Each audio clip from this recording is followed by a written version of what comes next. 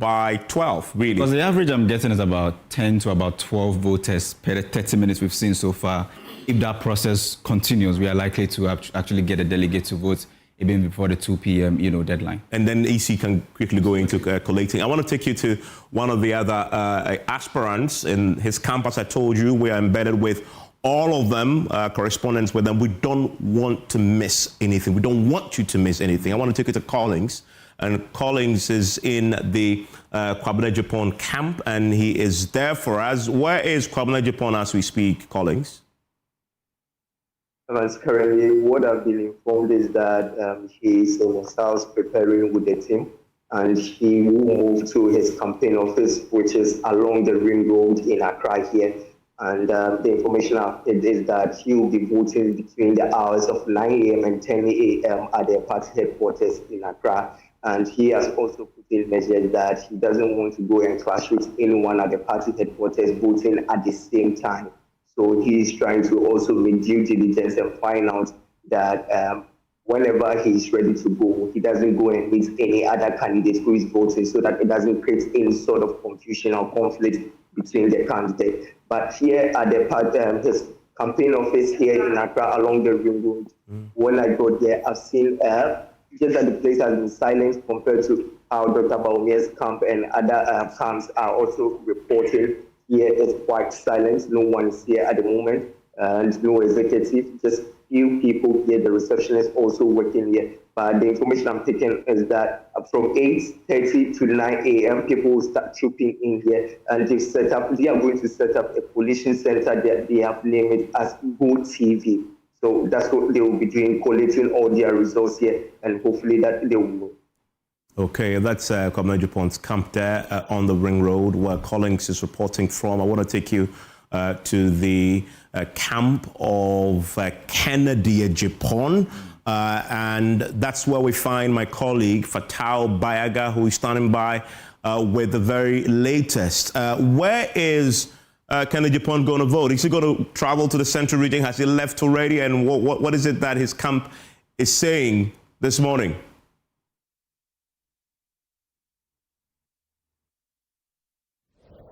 Evan, so this morning, Kennedy, we're told that has traveled to the central region where he is expected to cast his ballot this morning. So he went with a host of other, campaign managers to the Central constituency, where we understand he will be casting his vote. And this morning, Evans, at the moment, there's not so much activity here at his party office at Shiashi. At the moment, we're told that many of the supporters of Kennedy Agyapong are delegates. So all of them have gone to vote, and after voting, you see these empty spaces here. I'm told that all of them will be taken by people, and Kennedy Agyapong himself, after casting his ballot, he is going to head to this particular place. According to the managers here, the coalition center, they have an internal coalition center that has been set up, but is restricted to the public or the media at the moment. But as and when they are ready, that would be open to the media and other officers who will be managing that. They also have a press center that will be giving us information as and when information starts trickling in. So it's quite very interesting here at the at Kennedy Agyapong's campaign office here at Shiashi.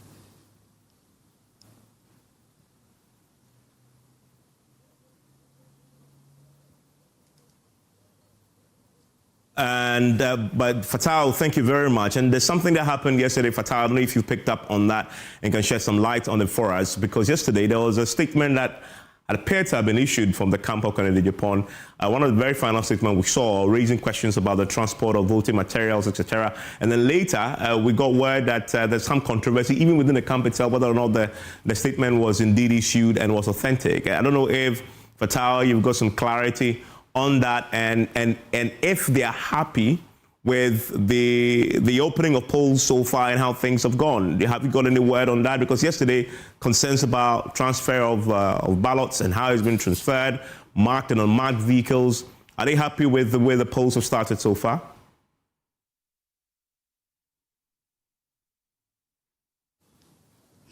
Evans, at the moment, I spoke with some of them, and they say that they are quite excited with how the process has been so far. But I have one of the officers here, one of the managers here at the Kennedy Agyapong's campaign office. Let me talk to her briefly about the process so far. Madam, thank you very much. You're live on Joy News at the moment. From where you said you are monitoring the process here at the campaign office, what's the impression so far that you're picking?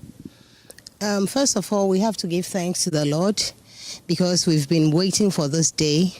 We thank God this day is here finally. So far, it's all good. We can say God has been faithful to us. Actually, last night we were all here, and we are excited for today. So far, everything is in order, and we are waiting. But yesterday there were concerns, particularly we saw a statement floating on social media about the fact that some ballot boxes or papers were transported in an inappropriate manner, and some members of your camp were raising concerns about that. Talk to us about that. Anyway, you know, the Ghana police, they're up to their game. So we've taking everything into their hands, and they are doing a great job. So at the moment, we don't have any problem at all. Once there is anything, yesterday they dealt with it, so everything is okay. Yes, we don't have any problem with that at all. They are up to their game, and they are doing a great job. So you have your agents monitoring the process across the country, and basically at the moment, what's the information you're picking? Is everything going on well for them? Everything is going on smoothly. This morning, we put our men out there yesterday, so everyone is on duty. Yes, so we are yet to know what's going on today. Yes. So Kennedy is currently in the central region. Talk to us about his mood ahead of today. Oh my goodness. You know, our father, our number one, is definitely there at the moment. He's going to cast his votes because, you know, he's the people's man. So we are all excited. And, you know, as the son of his place, he has to go there and cast his ballots. So, yes. All right. Thank you very much. That's Darlene Barney, as the Deputy Secretary in charge of fundraising for Kennedy Agyapong's campaign team. So that's the situation here at the Kennedy's office here at Shiashi. It's been quite empty, but Evans, in the next few hours, this place will be taken over by supporters, and the aspirant himself will be here. I want to take you to Ablekuma North, where Sheila is standing by. Sheila, voting has started there. How is that progressing? Well, Evans, as you can see, the place is quite packed. We got here quite early, and even before the setup, delegates had already lined up. And as you can see, some of them are sitting on chairs, and voting is currently underway. We can count quite a number, but we're expecting 1,556 voters in total here at the Otoko Divisional Police Headquarters. Sheila, thank you very much. And I want to come to the studio now. We've just been joined by the party's Director of Communications, Richard Ahiagba Ace, in the studio with us. Wingsing is here. We also have Kofi. And Richard, one of the things you're picking up on, it appears to be a trend, is that the delegates are showing up very early, because at 7, queues are already formed. And from what we were reporting, it's very, very possible, if you look at the average numbers we are reporting now, that you'll be done way before the 2 p.m. if scheduled. That would be good. Good morning to you and to all your viewers. I think that would be good for us if we close early. So the collation of the results, which will be done nationwide and at the headquarters of the EC, would be gone through quickly, and then we can do the announcement, the declaration, and the introduction before it's dark. Kofi, let's go to some of the numbers now, so we can get Richard and Winston to weigh in very quickly. This is important because we can set the context for what is about to happen. Winston, what are the key numbers for you today? What are the key things that are important for you whilst we get Kofi to... Yeah, and before I even get into the numbers, I hear, our embed saying, the campaign teams, because the members are going to vote. I'm not sure that it's just because they're going to vote. See, this is the most crucial time. This is when you have to go out there and get people to vote. And in the morning of an election also, it's important to do a few things. Richard Ahiagba here understands. You have to mobilize people, push them out, sometimes motivate them to go and vote. And so that's what I think is being done. It's not a case of people going out there to go and vote. It's people going out there to actually go and push people to go and vote. But talking about numbers, Evans, we know that some 211,000 people are going to be voting. For me, based on what J. Kufuor got in 1998, 64% went into the 2000 elections and won. We've said that, look, every flag bearer, if you get less than 64%, you're not going to win the next election. And we saw that happening. J. Kufuor himself getting about 50-something percent in 1996. He didn't get it in 1996 when he contested, okay? We've seen it with Dr. Bawumia, got 61% of the vote. He didn't get it in 2024. So for me, I say, whichever candidate, first of all, should win convincingly. Win in a way that shows that you have the party behind you. And Ado showed it in 2014, 94%. Yeah, and Kofi, this is important. Walk us through the history, because the history is important for the party and how this pans out after today. If you look at the presidential election race in terms of what candidates actually get, in fact, this is the first time we saw a candidate attempting for the first time and winning by 61%.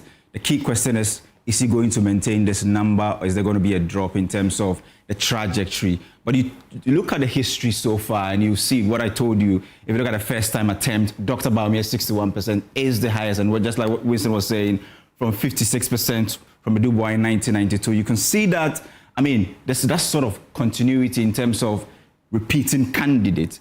But the key question we're asking today is that, are we going to see the same pattern? But this number stands out in terms of attempting it for the first time and winning by 61%. That is interesting, right? Because the point you're making has been a key part of their campaign message, which is that if you look at the trend, all of them were repeated after their first attempt and failing in the national election. Except with Dubois. Except with Dubois, obviously. In fact, he attempted for the second time, but actually lost, right? And in fact, you know how what we always do in 1992, we always create an exception for it and create an outlier, if you like. But so we always look here. But that has been a key message for them, that, that's strong. And so if I've lost one, don't discount me yet, bring me back. Whether the delegates buy that or not. It's not just about this number. Some of the delegates are also looking at, the real election, the main election, the ultimate. After we select a candidate, what are our chances in 2028? But the statistics is telling you that if you look at delegate election, it's one that you cannot pick the data and say that it will tell you something about the national election, because you are talking about a population of party delegate. That is not how the entire nation may be thinking. The delegate might give somebody over 60% or 64%, but in terms of the national election, there are so many indicators involved that delegates may not be looking at. If you look at the over 211,000 voters who are actually going to vote today, the big question has been, the ability to influence people to vote in your direction. That is why that number has been, increased. And let me ask Richard that. Richard, this is the largest delegate you've ever taken to any primary. And Kofi was making a point about how that then gets to translate and gives you a sense of what because whoever you elect today must win the national elections, right?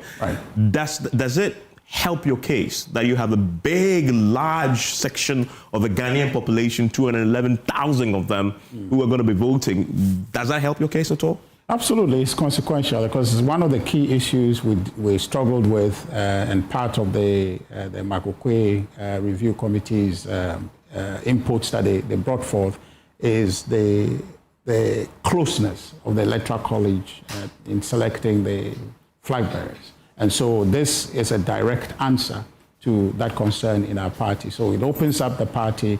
We have a lot more people who have a stake in the party, who have served the party in the past and all of that, have history and have a good sense of where the party should be going, are going to contribute to this decision. So I think that it would help us arrive at a candidate who is the best fit for the contest ahead. So that is instructive for us, and hopefully that convergence of ideas will lead us to finding the candidate that can win the election. And you're looking at the margins over the last few elections. This number will come up today strongly, that, we've not had a candidate who went into the national election and possibly got defeated by that in margin since the 2000s. 14.9% is the number that we are looking at. So what we did was that we actually sampled 9 polls to actually test what the polls are saying in terms of where they think that today's election is going to be. And in total, the 9 polls that we sampled, In fact, the first one we did was the 8 polls. I'll talk to you about the 9 polls. They actually spoke to over 140,000 delegates. And Evans, this is more than half of the over 200,000 delegates we're expecting to vote. How is it looking at based on what the delegates are telling the pollsters? This is an aggregator of all the polls. And you know how they do it in the US is what they call the poll of polls. How is that looking like? And in terms of the averages, Dr. Bawumia, according to the 8 polls we sampled initially, puts him somewhere around 45.9%. Kennedy Agyapong is around 37%. Brian Agyapong, 5.64%. Dr. Yaosei Duchum, 2%. Kwabena Agyapong, 1%. And you still have about 8% of the delegates, which for me, when we did the math, about 16,000 delegates. And Winston, weigh in on this for me. That number keeps coming up in all the polls. This is huge undecided or undisclosed voters. How influential will this be in the eventual outcome? Well, they actually decide, you know, because they're telling you, I'm not going to tell you how I'm going to vote. Why they do not say it, I do not know. But they would want to keep it to themselves. Of course, your vote is always your secret, and they keep it. And Kofi, what we saw in the 2023 is that a lot of the undecided, or I wouldn't disclose, voted in a particular way, right? Yeah, exactly. And in fact, if you look at the polls versus the actual, what you see is that if you look at where the polls actually put Dr. Bawumia, it was around 43%. If you add the voters who told the pollsters that they were not going to decide or they were undisclosed, that actually gave you the exact 61.4% in the 2023. Are you suggesting that the undecided tended to vote for Bawumia? Exactly, in the previous one. In the 2023 election. But this time around, you have what we are calling the combined third force in the person of Dr. Brian Agyapong, Dr. Yaosei Duchum, and Kwabena Agyapong. If you add the 3 of them together, are they able to influence the outcome of today's election? Because Winston, we're doing the analysis trying to see where each of the candidates were in 2023 and how that could play out today. That's the road to 50% plus 1, because you need that to actually win the election. And you can see how the delegates, the voter population of the delegates has actually increased. And I was making a point that this has gone up by more than 100 times since 1992 events. And the main reason is to make sure that nobody actually is able to influence the delegates via vote buying. And if you do the math, the intelligence we are getting in terms of how, people are receiving transport and all of that, if you really want to influence this number, you need over 100 million Ghana cedis to reach every delegate. But the road to 50% plus 1 for us is very important, because today, the expectation is that over 211,000 delegates will go and vote, but definitely you don't expect all of them to turn out. So 50% plus 1 for us, when we did the calculation, will mean that anybody who will win today's election, if it's 100% turnout, should be able to get about 105,926. But if we do it with a 95% turnout, how did we get this number? We are taking inference from the historical data. That used to be the 95%, the average for the turnout.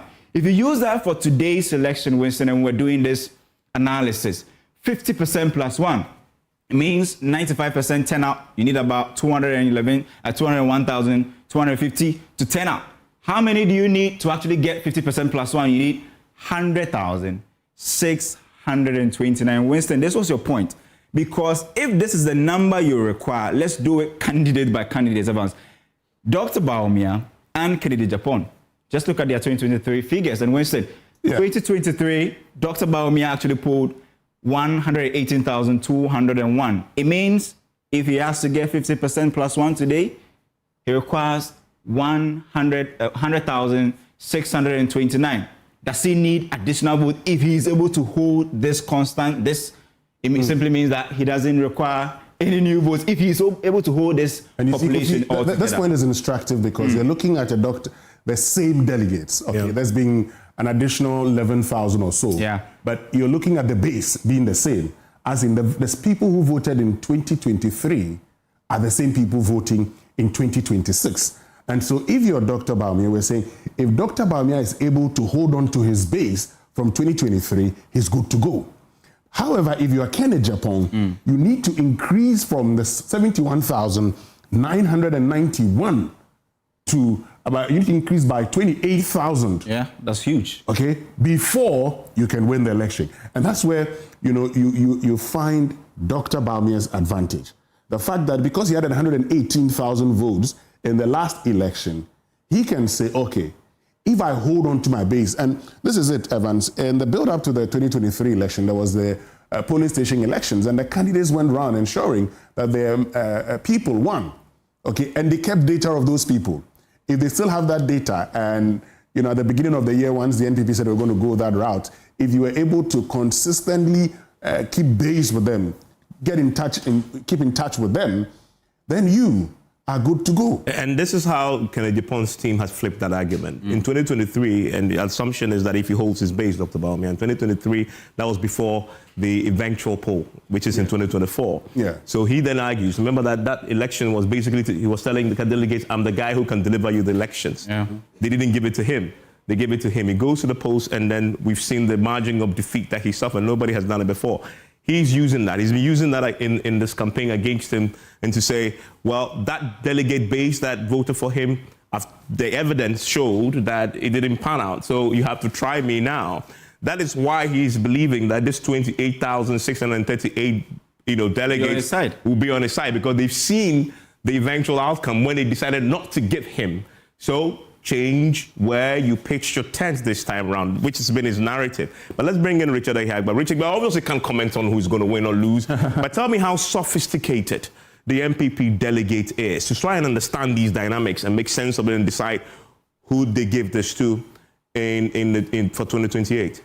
But Evans, just for asking the question and the context in which we're voting, you see that the delegate is not a simple-minded person. Because looking at how hard the candidates will have to campaign, Dr. Bawumia, Agyapong, for example, assuming they are walking in with 71, 118, Dr. Bawumia obviously shouldn't have to worry, really, because he has an excess of some 8,000 or 9,000 to play with.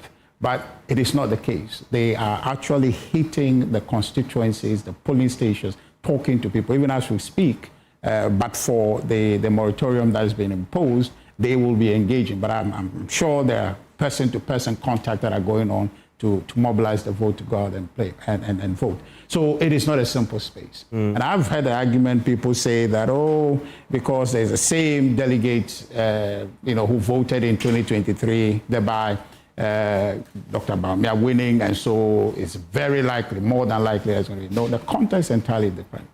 To the extent you made a good point, the argument of the Agyapong campaign saying that, well, there's evidence now to show that you gave it to Bawumia, he didn't win. And so therefore that brings me up for consideration. That is a contest changer from 2023. Also we're in power then, but now we're not in power. Yeah, that changes a lot. Give me your comments on that. How does that change the dynamic when you're electing a flag bearer in government and when you're electing the flag bearer in opposition? What's happened? You're a delegate, are you not? Yes. Yeah, so how does that affect a lot of things how you vote? Consider, because as a political party, our primary objective is to win political power. And so in this material moment, the delegate is thinking, who is the best fit? Okay, who is the best man out of the five to give us power? And that's where Agyapong's argument comes to the fore, to say that, look, there is one hand here, you gave it to Dr. Bawumia, he didn't win, so give it to me, I can win. That's the argument. But the delegate is going to be considering, what is the proof of that argument? And then history guides to say that, yes, we did same thing in 92 when we brought Dubois. And now, of course, you said that is an outlier. So let's move to Kufuor, for example. We brought Kufuor in 96. It didn't work out. So we repeated in 98. We brought him. Hence, we win election in 2000. And we did same with Akufo-Addo multiple times. And because of that consistency, he won. And so those two arguments are very forceful. The only instance you have evidence is the instance of Dr. Mahmoud Bawumia. So the delegate is going to consider this with very deep thoughts and really, I believe, will arrive at a decision that ultimately will be the best decision for the New Patriotic Party. Winston. Yeah, but you see, Evans, the argument about Kufuor in 1996, Kufuor in 1990, I've heard that argument. I've also heard the Dubois argument. Look, Kufuor in 1996, after he lost the election, didn't go away. He was very relevant in our politics and our national dialogue.